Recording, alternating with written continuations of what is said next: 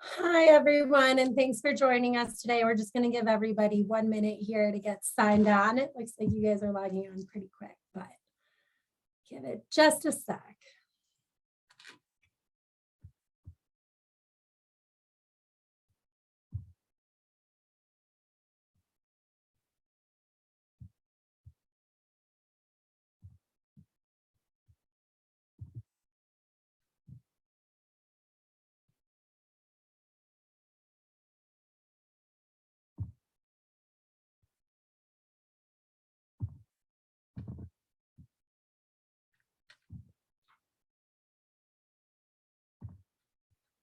All right. Hi, everyone. With all the important content we have today, I'm just going to get started. First, I want to say a big thank you to our generous sponsors, Employers Council, Northwest Data Services, and Mountain Valley Bank, who make this business education series possible. A few housekeeping items. Please use the Q&A feature at the bottom of your screen for questions and the chat feature for general commentary. Also, please change your chat to everyone from panelists so that we can all participate and see each other's comments. With that, I want to introduce our speaker for today's employment law update, Tina Harkness. Tina is an employment law attorney and general counsel for the Employers Council. The council has been supporting employees in Colorado for over 80 years. They have 200 HR and legal professionals on hand and ready to help you with any business services, resources, and training that you need. Thanks, Tina, for joining us. I'll let you kind of take the reins. Thanks, Cece, and hello, everyone. It's nice to be back with you today to talk about employment law update. And as Cece said, there's always a lot going on, and we just had the end of our Colorado legislative session that ended on May 11th. So we have some information I can give you today on the bills that passed through both houses of our legislature. Not all of them have been signed by Governor Polis yet, although he doesn't veto too many bills. So, we'll see if anything changes, and I'm coming back in September. So if anything does change from what I've talked about today, I will be sure to update you on that then. But let's just talk about where we are now with COVID first. I know we're kind of in the midst of what they're calling our sixth wave of COVID. I heard this morning that case counts are the highest they've been in 3 months in Colorado, and we've got positivity rates going up. So we're going to be thinking about this. We're not done with COVID by any means, as employers and as people in our communities, right? So our current state for COVID is we really don't have many remaining mandates. We'll talk about some vaccine mandates in a moment. But we really aren't dealing with all the public health orders that we've had in the past. They're still there, but they're just not requiring, except for very limited industries and businesses, to have things in place anymore, like the masking, the social distancing, the restricted number of employees in the building and all of those things. So really it's left to you as your business to choose what are the appropriate workplace prevention measures, just from a business perspective, so you can stay open, your employees can stay healthy, you don't have an outbreak in your organization that shuts you down. You certainly want to continue to investigate those exposure situations and respond appropriately. In late January, I want to say somewhere 22nd of January, I think this year, the CDC revised its isolation and quarantine guidance for folks who were up to date on their vaccination, which is defined as folks that have had the first 2 of the Pfizer or Moderna vaccination, or 1 of the Johnson & Johnson vaccination, and 1 booster. So I know that there are some people who can have 2 at this point, age groups and immunocompromised folks, but 1 booster is up to date. So it's at the point where I think in the guidance, if a person who's up to date on vaccination is exposed, has no symptoms, does not have to quarantine. So that's a little bit easier on businesses that don't have to have people out for 10 days like we did in the past. Folks that do have symptoms or who are not up to date may need to quarantine or isolate for a shortened period of time. For most folks, it's if it's just an exposure situation, it's 5 days. And if no symptoms develop, then it's wearing a mask for another 5 days. But everybody, up to date or not with vaccination, has to isolate if they have symptoms of COVID. So just take a look at those things. And we want to continue to notify, again, exposed coworkers when we have those situations in our workplace. And to the extent that that is, we're having multiples, right? Really, Colorado has looked at this as more than one, notifying the public health authorities if that happens. And then keeping up on the cleaning and disinfecting in our workspaces. You know, the expectations for fall, winter, you know, nobody can predict the future, no crystal balls here, but there's a prediction for increased cases, right, due to that fading immunity from vaccination. So people who maybe haven't gotten the boosters, that vaccination doesn't stay at a high level over time. Of course, people congregating indoors when it does get cold again. I know we're just getting warm, so I don't need to talk about getting cold again, but when it does, people congregating indoors definitely makes the opportunities ripe for COVID transmission. And then just the relaxed prevention measures we talked about earlier. And some of these new bugger variants that are more contagious, but thankfully so far, not resulting in as many hospitalizations or as many deaths as in the past. Oops. Oh, all right. I got to get going the right direction. So sorry about the dizziness.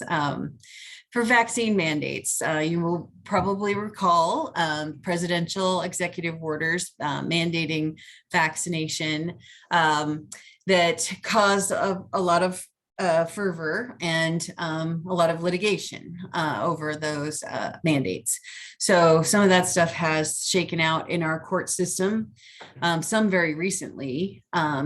So the requirements for federal civilian employees, it was just determined in April, early April this year, that requirement is permitted. It's not violating any laws or constitutional rights.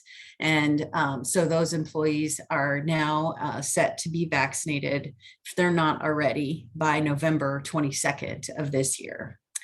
And then the healthcare mandate for employees at hospitals and facilities who participate in Medicare, Medicaid, that went up at the same time as that private employer OSHA emergency temporary standard for employers with 100 or more employees.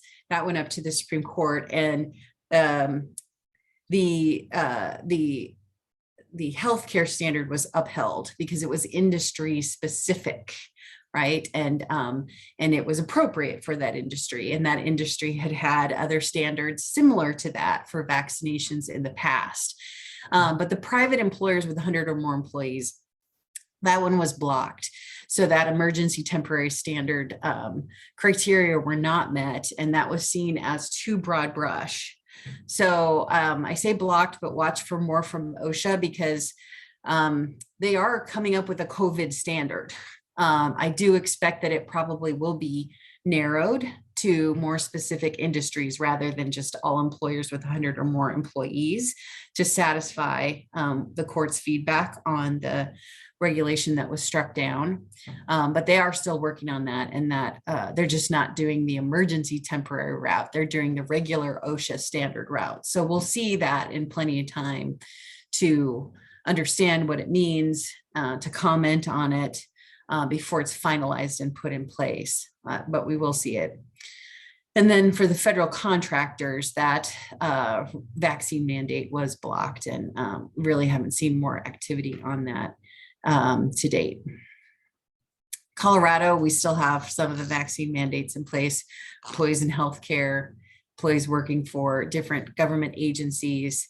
And then the state contractors and subcontractors entering state facilities, this is still in place, but there were recent revisions for subcontractors where those requirements were loosened. So if you are a subcontractor who works in state facilities, you can look at what those changes may be. And then state employees, right, had the option of being vaccinated or submitting to testing. That's still in place. We've talked about this, I think, before, but just for a reminder, you can, if you choose to, as a business, mandate vaccination. You will be required to explore accommodation for those folks who cannot be vaccinated due to a disability or due to their religion.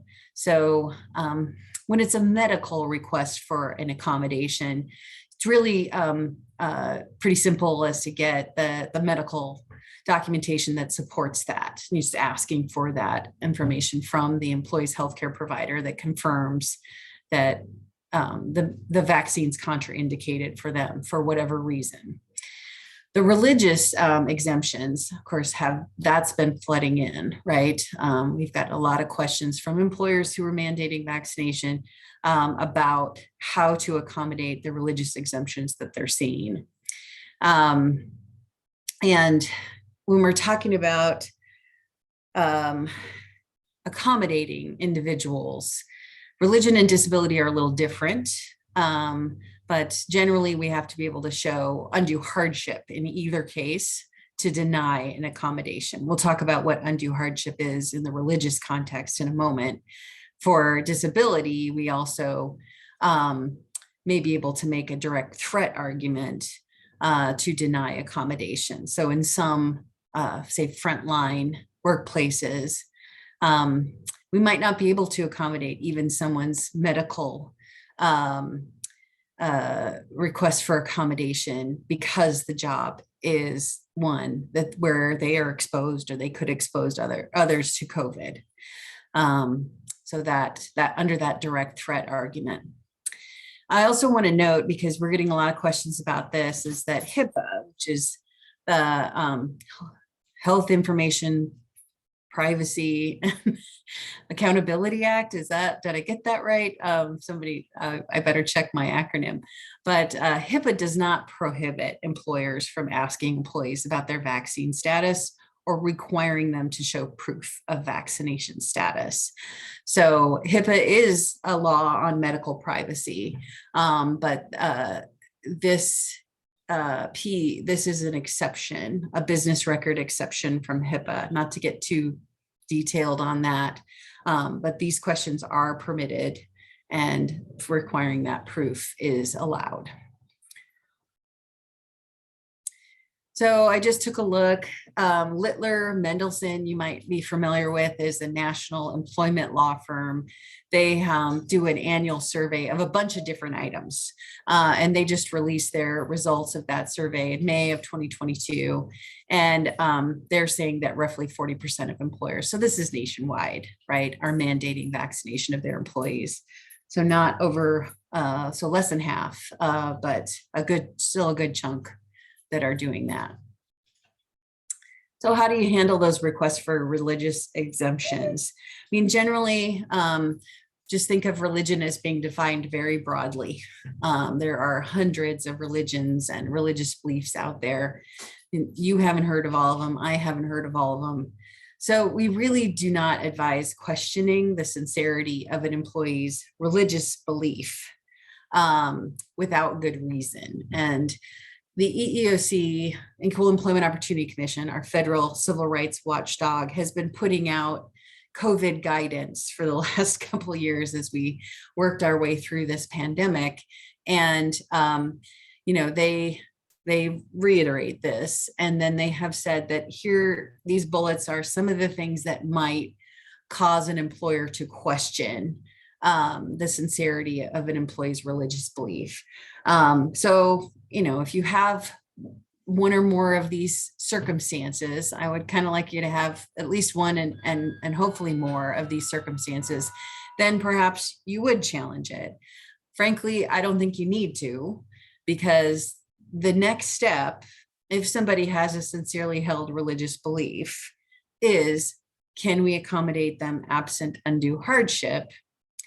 And that is a lower standard, let's say, for religious exemptions than it is for disability exemptions. So it's really at the point where if you would have to undergo as a business more than minimal cost to accommodate someone's religious belief, you can say no to that. If it would compromise workplace safety, you can say no to that. And in the COVID context, that's going to come up a lot, right? If it would decrease efficiency of the running of your business, all right? And again, when you have people out, when you have people not able to do certain parts of their job duties, that is a reason to say no. Infringing upon other employees' rights, causing other employees to do more than their share of hazardous or burdensome work, right? Those things will come up in the COVID context too. Least likely is the violation of a union agreement or a seniority system, because we just don't have that many unionized workplaces these days, and we don't have that many well-established seniority systems these days. So I think rather than questioning the sincerity of the religious belief, you're probably going to be evaluating. You're going to be going to the undue hardship evaluation, and you might be saying no for any one of these top 4 or 5 reasons here. To the extent that you are working with an employee to try to accommodate them, of course, these are the possible accommodations that you might make in the workplace for a vaccination mandate. So those are, I talked to a lot of employers who were given that leave of absence. It was an unpaid leave, and we'll see what happens with COVID, and maybe you'll feel more comfortable coming back and fulfilling our requirements then, or maybe it'll be safer for you to come back without being vaccinated at a later point. I think a lot of those time periods are running out. So we're getting to a point where many employers are saying, or have already said, we need you to come back, or we need you to fulfill the requirement now. But these, again, you don't have to do these things if they're more than minimal cost to your organization. These are just options if you're willing to explore them. Can employers require employees to return to work? Generally, yes. Again, in the return to work context, we do have to explore reasonable accommodation for our disabled employees. And the EEOC has brought its first COVID lawsuit. This was a situation where an employee was working from home in 2020 at the beginning of the pandemic. And then I think it was still in 2020, was told they needed to come back along with other employees, come back to the office, but not everyone was told that they needed to come back. And this person has a disability that makes her more susceptible or makes COVID more dangerous for her.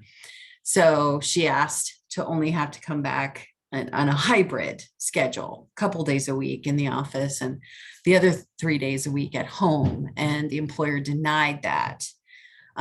So the EEOC has brought suit saying that the employer failed to accommodate her disability. So there's nothing that's happened with that yet other than the filing. But we'll see where they go, because we will see, more of these claims. And I do think that COVID has changed the calculation about work from home being a reasonable accommodation. Many employers maybe didn't have that much work from home, or didn't think that certain jobs could be done from home pre-pandemic, and now that is different, right?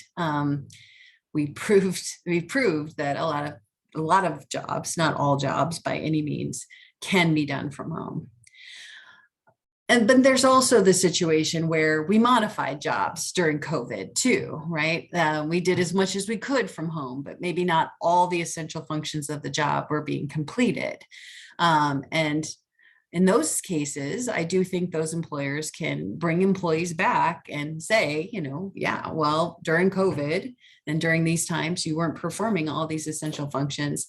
They've remained part of your job, and now we're going to put those back in to the job. Of course, documentation helps in that respect, but I think that's happening now as well.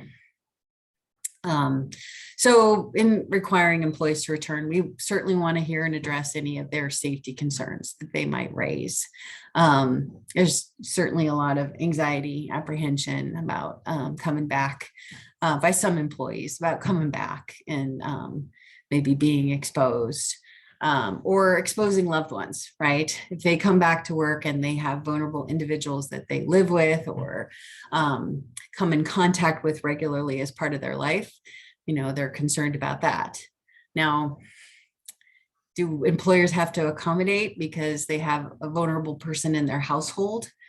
No, that isn't that the obligation to accommodate someone, an employee, does not extend that far. So it's something to think about, though.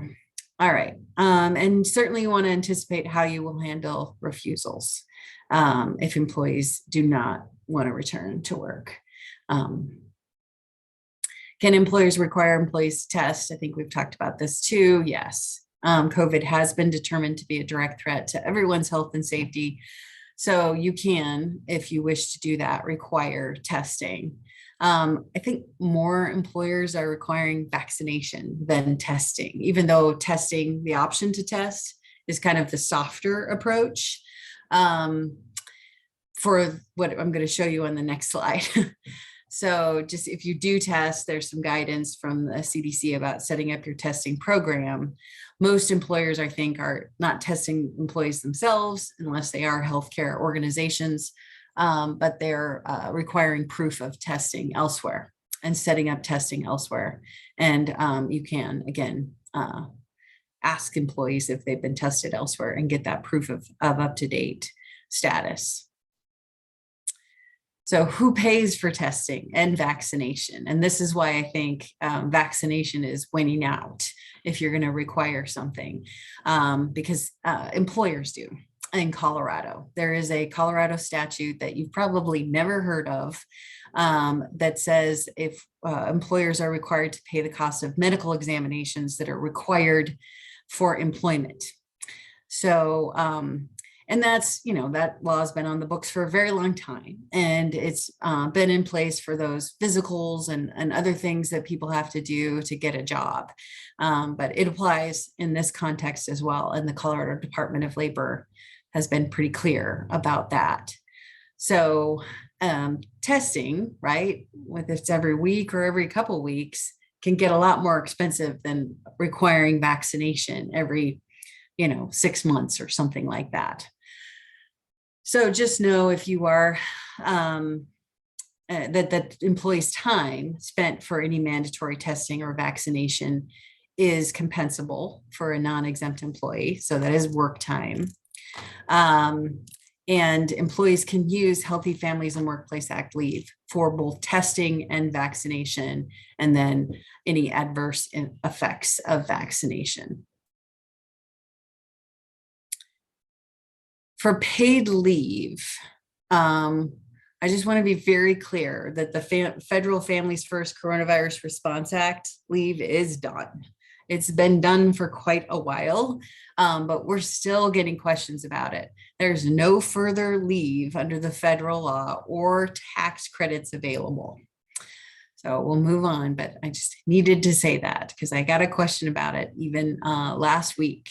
And people are wondering where they file for their tax credits. And that's bad news when I have to tell them you don't.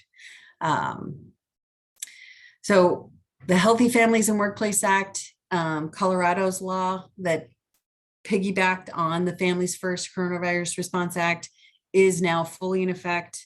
And it requires those two types of leave. You've heard about public health emergency leave, right? That is COVID specific leave, and that is time limited. So whenever the public health emergency ends for COVID, the public health emergency leave will end 4 weeks later. And any remaining public health emergency leave will expire. So it will no longer be available to the employees. Paid sick leave, however, is an ongoing requirement. It is not COVID specific. It can be used for COVID if somebody has exhausted their public health emergency leave, but that paid sick leave requirement for all employers in Colorado is still in place, and it's going to continue to be in place. So it's staggered, its implementation, right? Employers with 16 or more employees had to do that right away in 2021, and now all employers. So the smaller employers got swept up by this in 2022. For leave under Healthy Families, everybody gets it. So full-time, part-time, temporary, seasonal folks. We're still getting questions about those temporary and seasonal folks. They do get it. So it's not just full-time employees. And if you had sick leave and you were modifying your sick leave, you might not have had sick leave available to every type of employee. So that's something to know and take a look at. For the paid sick leave, you need to provide employees 1 hour per 30 hours worked. You can either accrue that, or you can calculate what they're going to work over the year and grant that amount. And it's up to a maximum of 48 hours per year, unless you decide as the employer to offer more.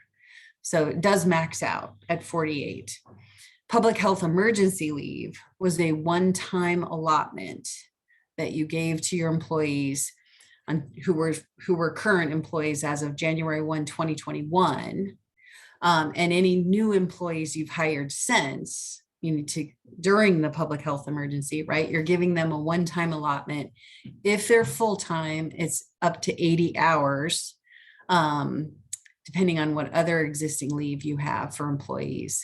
If they're less than full-time, you do a calculation based on a 14-day period of time. What must they be paid? It's their same hourly salary rate, right? Must be at least minimum wage, even if you don't have people who are paid, maybe they're fully commissioned or something like that. Still got to give them at least minimum wage for this time.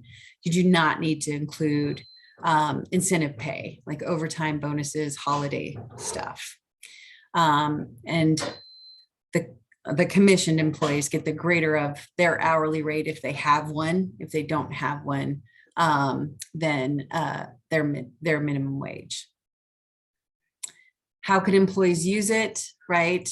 Any illness, injury, right? Care of a family member, which is defined very broadly. Domestic situations, sexual assault, criminal harassment situations. So that may be beyond what your sick leave used to cover, is that domestic and sexual assault and harassment piece. Public health emergency leave, and if only for the absences of the employee or a family member. And for COVID-related absences, public health emergency leave should be used to exhaustion first before paid sick leave gets used. Tina, we have a few questions coming in. I don't know if you have time to take a little break right now. Yeah, why don't we take those questions? Okay. What about per diem contract employees? Do they qualify for paid sick leave? So if they are an employee, then I would say if they don't have a regular rate of pay, then you would do minimum wage. But if they do have a regular rate of pay, then you'd figure that out. Is it the pay that they were asking about, Cece, or is it something else? They're talking about contract, like people, like subcontractors, essentially, is what I think they're talking about. Well, subcontractors might not be your employees. So if there are employees of your organization and you're paying them per diem, you're still going to have to calculate how many hours they've worked for you to determine how much time you need to provide. and also determine what their pay should be for any time that they need to take off.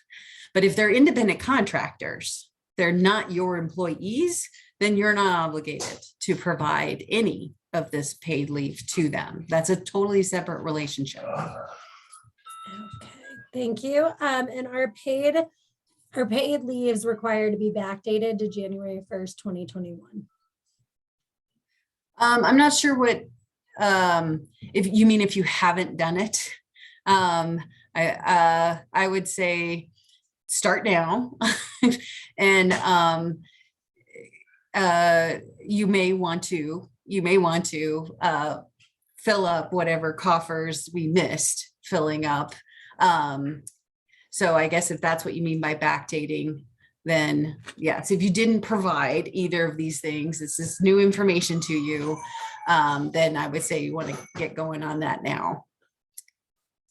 Okay, and I think that covers it. The next question was very similar to that one. Okay. Yeah, I mentioned this earlier. Family member is defined very broadly. Again, maybe beyond what your sick leave would have provided before. So any relation, blood, adoption, marriage, civil union. And the in loco parentis piece is basically if I stood in the place of a parent for a kiddo, I made, decisions for them. I supported them financially, right? Then I'm their parent, even if I'm not legally their parent. And it also goes the other direction. I can take leave for somebody who stood in the place of my parent. My parents are not in the picture. This person raised me. I can take leave for that person as my family member. And then there's this catch-all that we really haven't had defined too well, where it's anyone the employee is responsible for providing or arranging health or safety related care.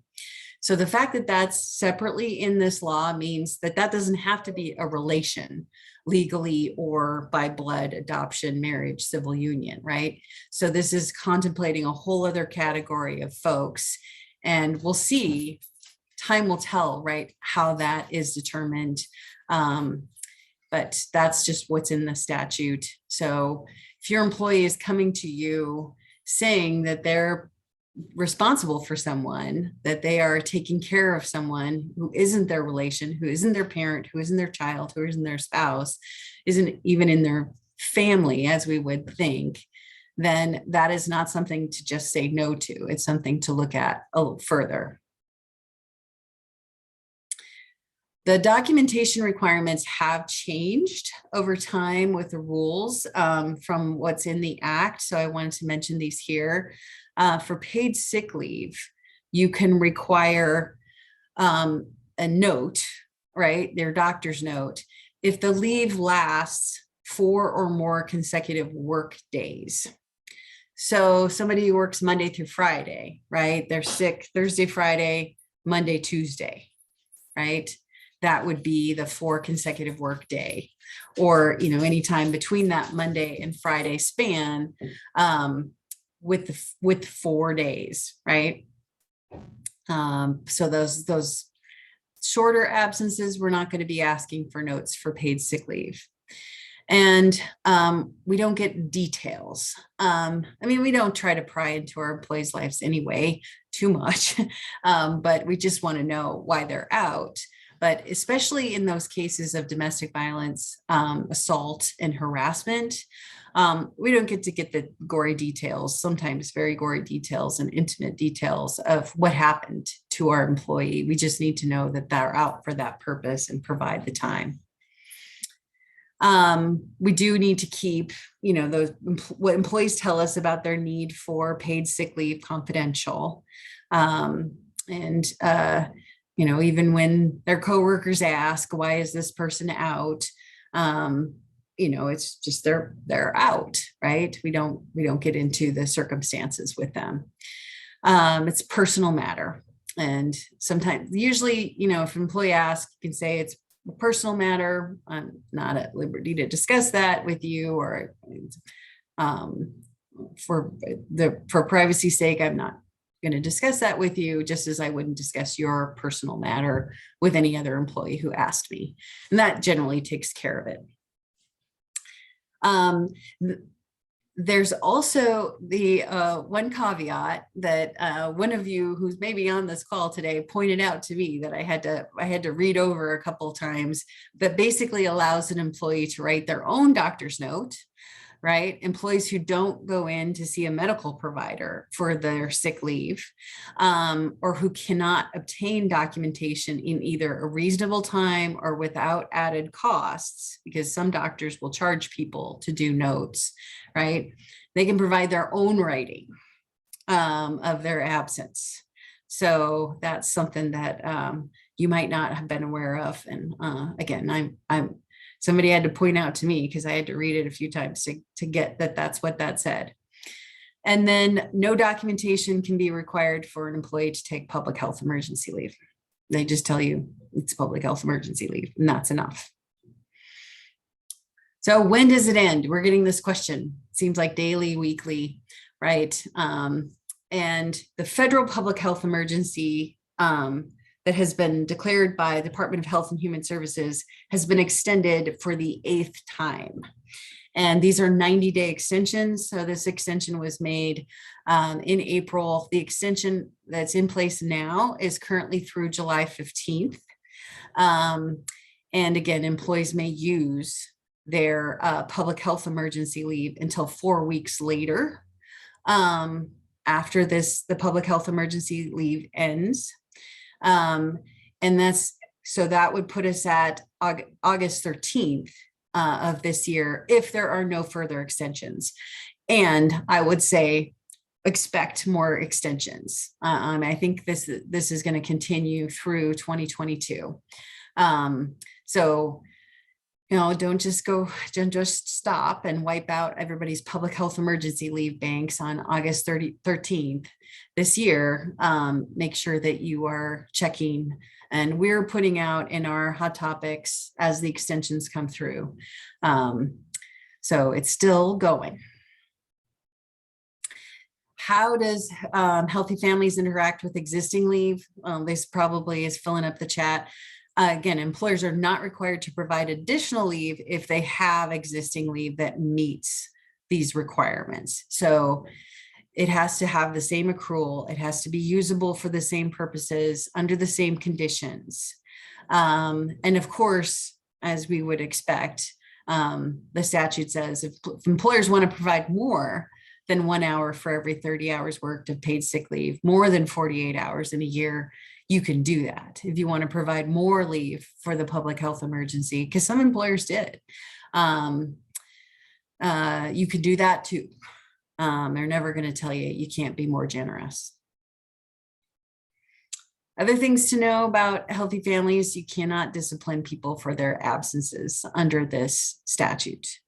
So just being out, right? If they don't provide notice or some of those things, then maybe you can discipline for other pieces, but not just the absence itself. It's not an attendance issue for them. It's not part of an attendance issue for them. You cannot retaliate or interfere with an employee's use of this leave. Employees can't waive their rights to this. Even if they put it in writing, signed in their blood, they can't waive it. And employees can bring wage claims with the Colorado Department of Labor and Employment, or go to court if they are deprived of their paid sick leave.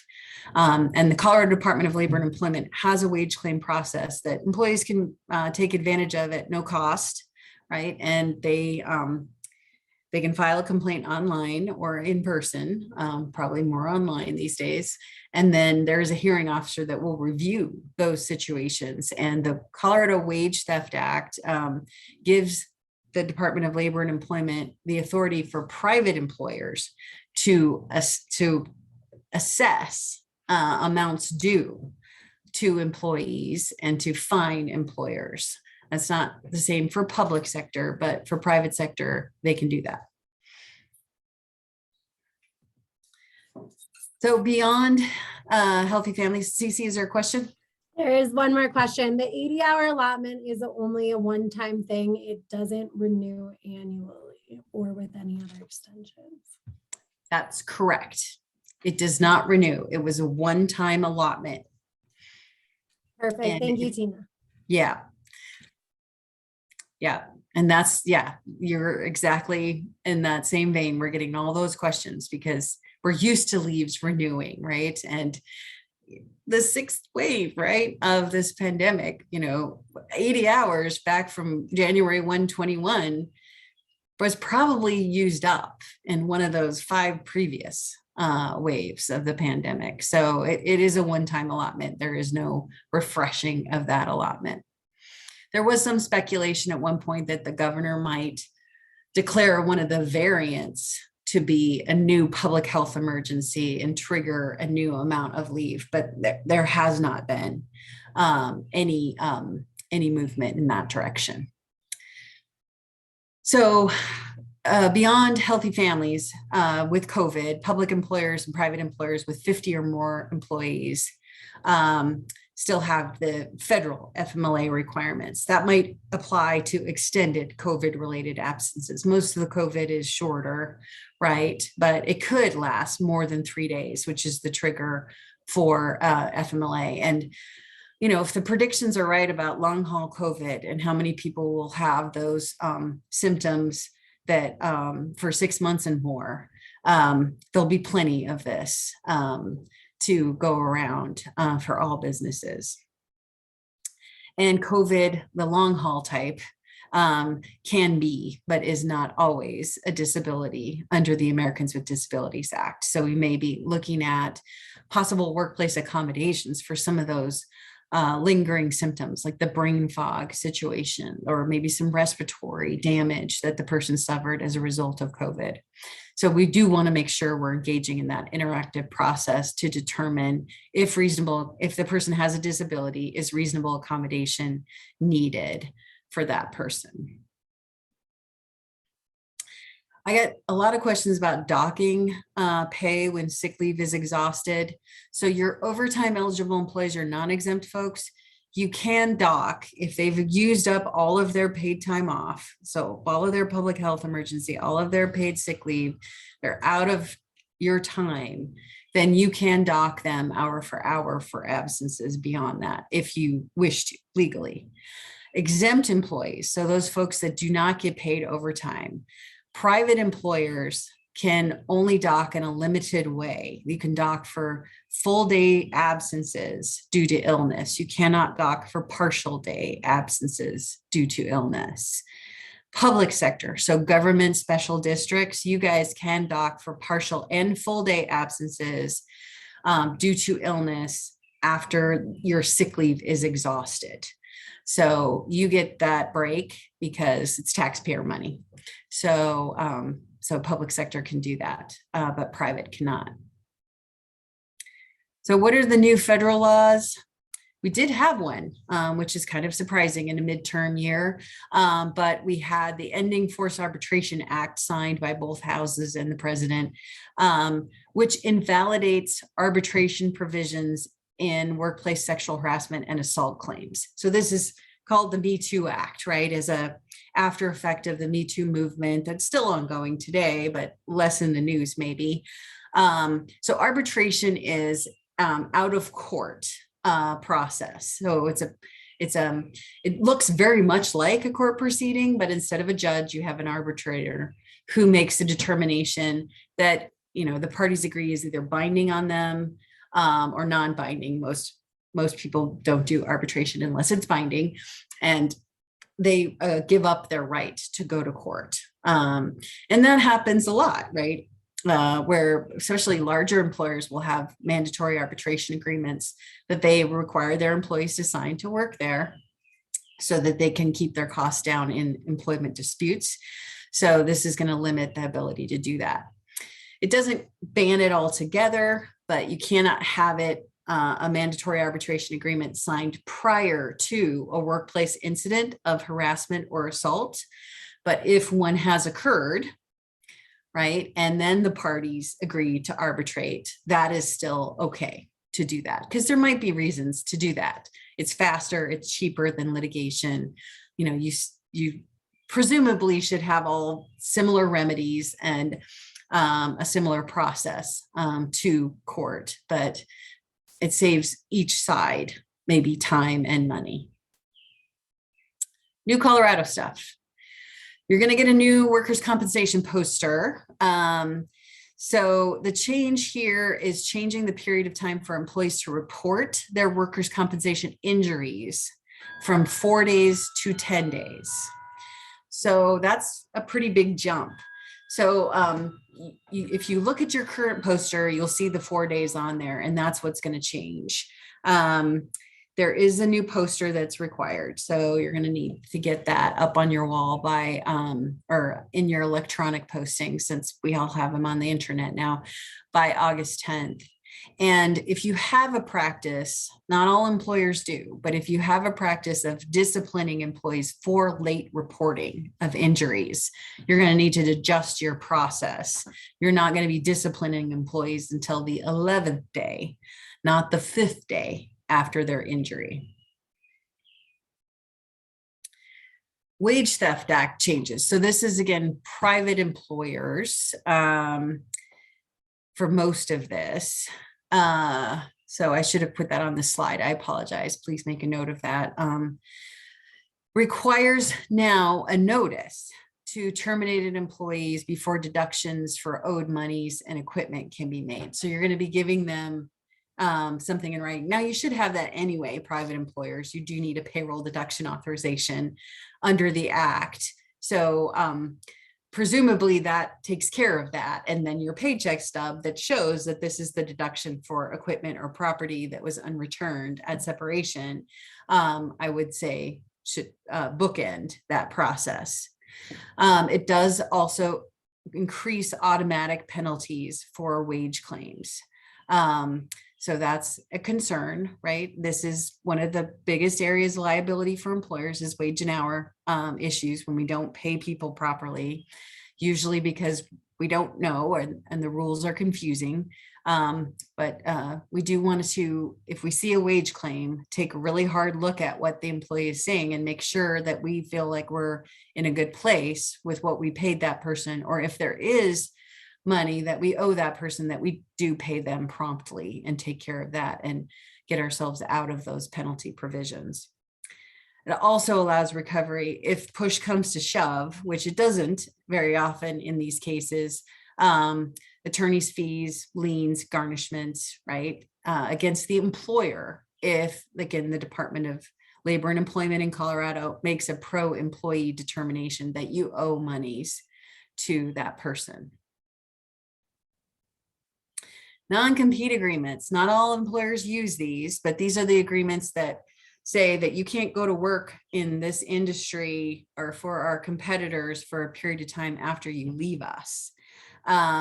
So they have been disfavored in Colorado for a long time. We've had a statute that basically says, unless you have one of 4 circumstances, you can't have a non-compete. And those 4 circumstances, 2 of them were fairly narrow and 2 of them were kind of, we tried to fit a lot of people into those. But now, after this bill takes effect, really non-competes are going to be even more rare, right? They're going to be near extinction on the endangered species list. So they're only going to be allowed for high wage earners, and that number is pretty high, right? I mean, there's still people who fit in that category, but this number will be adjusted over time to go up as pay goes up. They are still going to be allowed for the protection of trade secrets, which is one of those that we try to push a lot of non-competes under, but it has to really be no broader than is necessary to protect that trade secret. And that is a little different from the rule of what was reasonable that we used to follow before. So, the fact that they had to pass a new statute means that they're going to tighten up on this, and it's going to be fewer situations where courts will allow these. And then there is a part of the non-compete statute now that allows for repayment of training costs in the first 2 years of employment.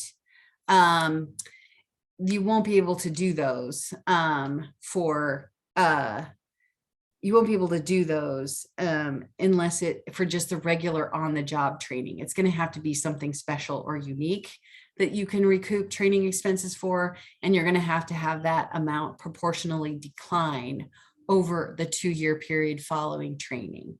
So maybe every month that they work for you after the training, 1/24 of that cost of the training is no longer something you can recoup.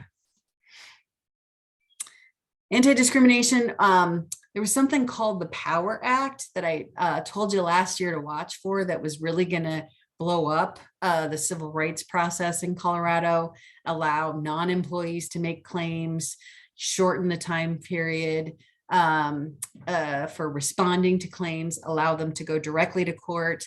Well, this year's version started out with some of those things, but was chipped away at during the legislative session and really ended up being not too troublesome for what passed for employers. So it does extend the time to file an anti-discrimination claim under the Colorado Anti-Discrimination Act from 6 months to 300 days. So employees have more time. But this is not, I mean, a huge concern for us because the federal, well, when people bring civil rights claims, they generally bring both Colorado and federal civil rights claims if you're an employer with over 15 employees. If you're under 15 employees, they might have only been bringing a CADA claim against you, but the threshold for filing under the federal rules is 300 days. So this kind of marries that up together with the same threshold for state and federal claims for you all that are over 15 employees. For you all who were under 15 employees, this is going to extend the time for somebody to file to almost double, but still you'll be able to have your time to respond. And it also extends the time for processing. So Colorado Civil Rights Division has had a backlog of cases for some time, but they've always been under the gun to get those cases resolved in 270 days. And if they couldn't, they had to ask the parties for an extension of time. And, you know, as an employer representative, we always granted that extension because we wanted to get it done, right? But now they're going to get a lot more time to hopefully not have to go through that whole extension process and still get these resolved. I mean, that's a year plus, right? A year and almost a half. That's still a long time to wait as an employer to hear back. But considering what the agencies are dealing with as volume, I don't think that that's, I think that's probably how long it was going to take anyway with those extensions coming from the agency. Ban the box. So this is the asking the criminal conviction question on the application form. That's what we're talking about there. And Colorado has had for public sector a ban the box law since 2013. So public sector took that question off their applications a while back, but then private sector in 2019, we passed a law in Colorado to cover most private sector employers. And so we probably already have this off the application, but there's an extension of the law that says you can't ask about juvenile offenses. And they don't have to disclose them, even if you do ask, because it's an improper question. And then there are some exceptions for childcare, law enforcement, and political subdivisions. So those are carve-outs that question is still acceptable. For most of you, if you've got an application form, you don't have a criminal history question on it anymore. Unions for county employees. I don't know if Route County's in the room or Moffat County's in the room, but this passed, and this started out much bigger. It was going to be all public sector employers at the beginning of the session. They were going to allow, the bill would have allowed all public sector employees to form unions. And that is not how it ended up. It ended up with county employees. So county employees can unionize after July 1st of 2023. They can engage in collective bargaining with the county, right, to try to get better wages, working conditions, other things. Benefits is a big thing. And then they'll have a grievance process for county employees. Now, a lot of counties have had some pre-disciplinary or post-disciplinary process, so this grievance piece might not be too different for you, but the, public sector,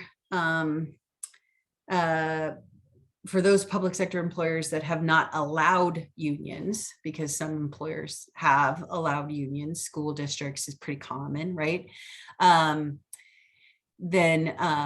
Then this will be the unionization part, and the collective bargaining part will be new. County does not include, so it does not include counties that are the combined cities and counties, or counties that are below 7,500 in population. And there's going to be a bunch of rules coming out. That should be 2023. Sorry, that's my error. Otherwise, the rules would already be coming out before the legislation. So I apologize for that error. I just want to highlight the rule change for PTO. Last summer, when we did this update, I talked about Nieto versus Clark's Market. That was the big case that held that private employers cannot have agreements to forfeit vacation once earned. And the Colorado Wage Act requires private employers, just private employers, to pay out any earned unused vacation at separation. So you can't forfeit it. You got to pay it out if you're a private employer at separation. Then what happened, which was not well publicized, is the Colorado Department of Labor and Employment expanded the definition of vacation pay under the Wage Act to include pay for leave, regardless of its label, that is usable at the employee's discretion. So what they're trying to get at here is PTO policies and maybe your personal time policies and some of these other things. They've now expanded the definition of vacation pay. So if you've got unrestricted leave, they're going to consider that to be vacation pay, which again, if you're a private employer, you can't have under Nieto agreements to forfeit that, and you cannot, or you do have to pay it out at separation. So if you have those unrestricted leaves that you don't call vacation, you're going to want to look at those. Payout is still not required for a leave that's occurrence-based. So medical leave, sick leave, what we talked about, caretaking leave, if you have something like that, bereavement, a lot of employers have that, and holidays. So what we title things and how people can use them is going to be very important. Colorado changes yet to come. We've got the Family Medical Leave Initiative. So this applies to all Colorado employers, regardless of size, regardless of industry. It's going to provide a state disability fund and program similar to unemployment, but instead of when you lose your job, it'll be when you have to be off work for family and medical reasons. So workers will become eligible for this benefit after they earn $2,500 from a Colorado employer. So they have to earn at least $2,500 in a year, but as soon as they get to that point, they're eligible for this leave. The contributions to the fund are going to begin January 1 of 2023. And the first benefits will begin January 1 of 2024. It's 12 weeks for most situations, but it could be up to 16 weeks in cases of pregnancy and birth complications. Local governments may vote to opt out of this program entirely. They do need to vote sometime here in 2022 on that. Or they may opt out of paying the employer portion. This is a split contribution. Half comes from the employee's pay, half comes from the employer. They could opt out of paying the employer portion only, but they would still need to remit the withhold and remit the employee portion in that situation. Employers with fewer than 10 employees are exempt from paying the employer portion. But again, you will need to collect and remit the employee's portion. And you could choose if you wanted to pay that. There is a premium benefits calculator online. You can look at that. And there's a bunch of webinars that CDLE has been doing, and they've recorded them. They have transcripts of the Q&A. There's a lot of good information, and their poster is up. I think we're out of time, Cece. So do we have any questions? There's only a couple slides left. I always have too much stuff. We do have a couple of questions, and then we can answer those and maybe finish the slides quickly for the people that can stay on. Okay. What types of things fall under trade secrets under the non-compete agreements? Oh, there's a whole Uniform Trade Secrets Act in Colorado. So it's got to be non-public information that you've kept secret and is valuable because of its secrecy. And we know that in an information society, stuff doesn't stay secret for long, right? So it's going to be a finite time too. So employers typically fight over like their customer list, right? They want to say that that is a trade secret. And sometimes it is. If you have really curated very specific information about your customers, that can be. But what is effectively the Yellow Pages is not a trade secret. You know, if anybody could be your customer in the surrounding area, that's not going to be it. Okay, thank you. And can we still ask adults whether they've been convicted of a felony? You can ask, not on the application form. Okay, and so you can ask at a later stage in your pre-employment process, but it cannot be on your application form. So, and again, you want to narrowly tailor your inquiry to the job. So you do not want to have a blanket prohibition against hiring anyone who's ever been convicted of any felony. It needs to be a more nuanced analysis of, you know, this is a job that works with vulnerable populations. So we're going to be asking about, you know, violent crimes, crimes against individuals, you know, those kinds of things. So you want to think through your jobs and what is going to be an appropriate question, what's going to be an appropriate knockout in those processes. Perfect. That's all the questions for now. If you want to do a quick run through of the last slides. Yeah. And this is me speculating on family and healthy families and workplaces, because we're going to have to figure this out, right? How these two work together, because again, all employers are subject to both. You know, only again, local governments can completely vote to not participate in family. So, and they're still gonna, but anyway, how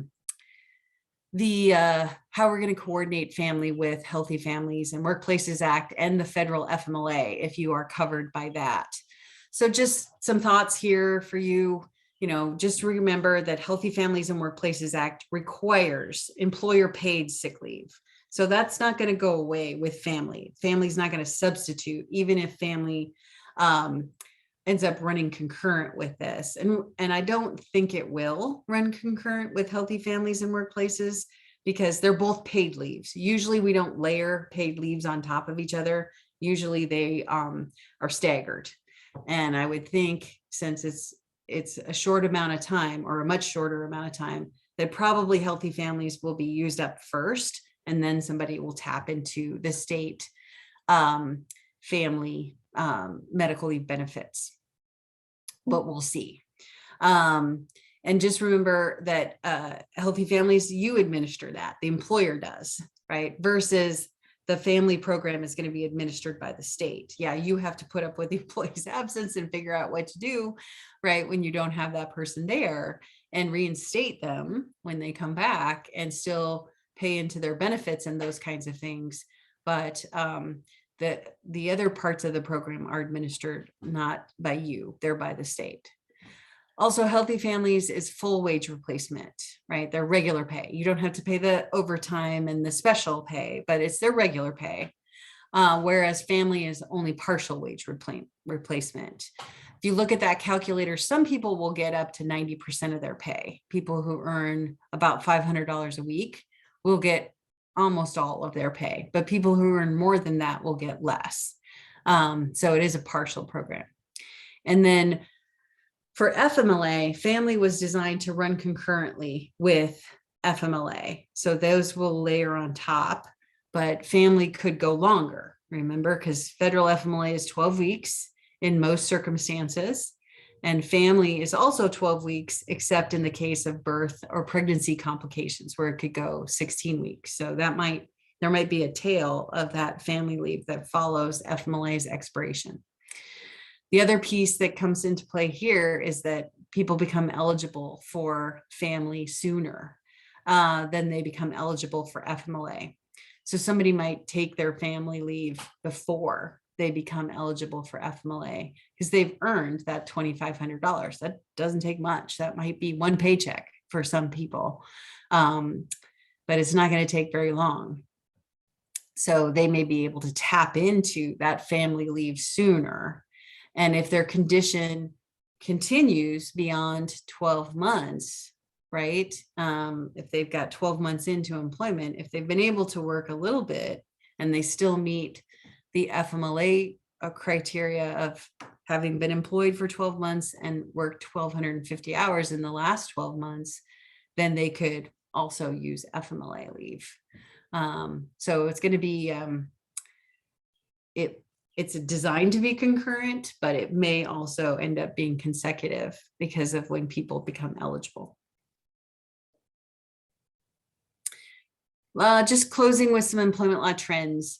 So I would expect as an employer more aggressive agency enforcement. I mean, the Colorado Department of Labor and Employment's been very busy regulating employers and responding to some of the perhaps could be described as more employee-friendly litigation in the last few years since 2019.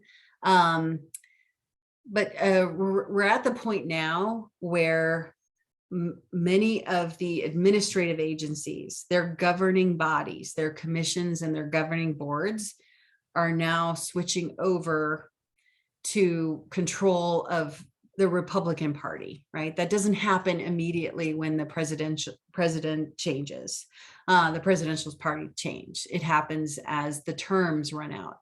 So we're getting to a point where there's a seat open on the Equal Employment Opportunity Commission that's going to be filled, with a Democrat. So the Democrat control of those administrative agencies, not Republican control.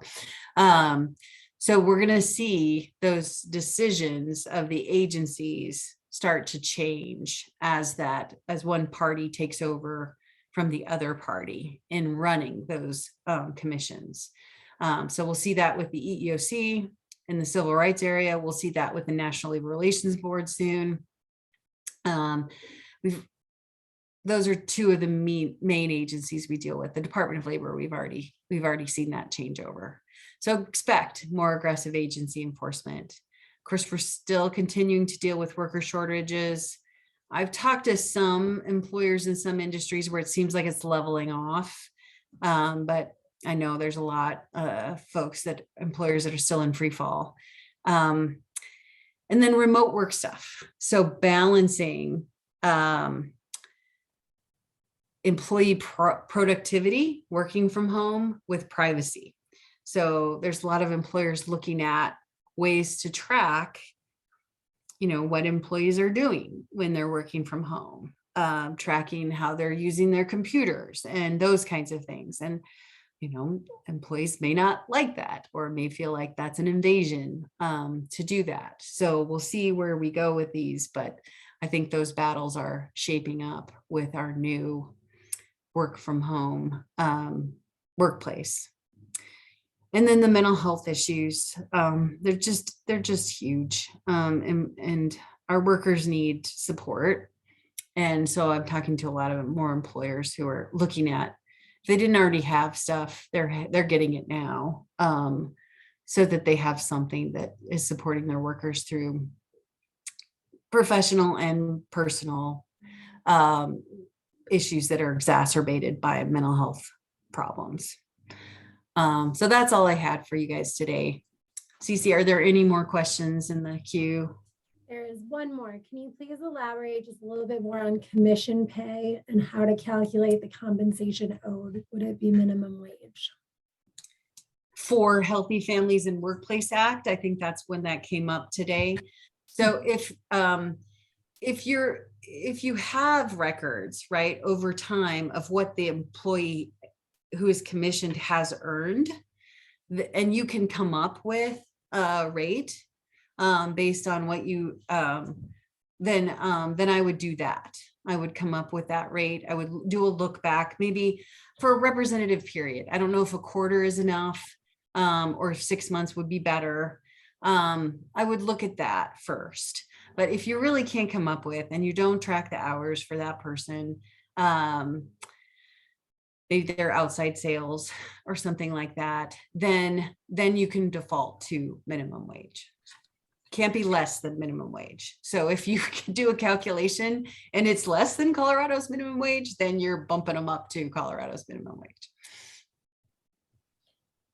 Okay, we also have one raised hand. I think all she wanted to say was thank you. And so I will echo that.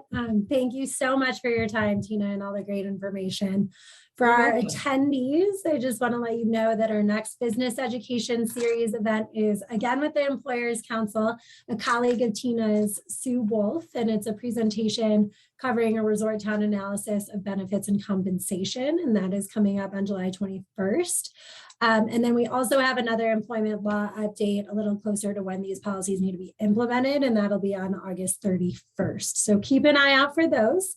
And thank you for joining. And thanks again to our sponsors, the Employers Council, Northwest Data Services, and Mountain Valley Bank for making all of these sessions possible. We look forward to working with you again soon, Tina. Thanks. Thanks. Take care, everybody.